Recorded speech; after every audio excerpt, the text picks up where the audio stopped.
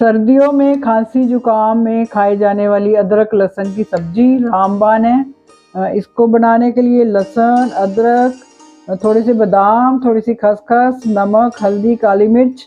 तो अदरक लहसुन को अलग पीसेंगे हरी मिर्ची के साथ, और बादाम और खसखस को अलग पीसेंगे। अदरक लहसुन को पकाना है, ब्राउन नहीं करना, इसका कच्चापन दूर करना है बस। तो कम से कम 5 से 7 मिनट तक हमने इसको भूना है। अब मैं इसमें डालूंगी ये बादाम और खसखस वाला पेस्ट।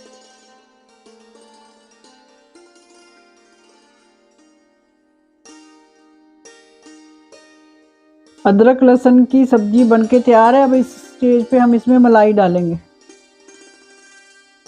अदरक लहसुन की सर्दियों में खाए जाने वाली खांसी जुकाम में रामबान सब्जी बनके तैयार है।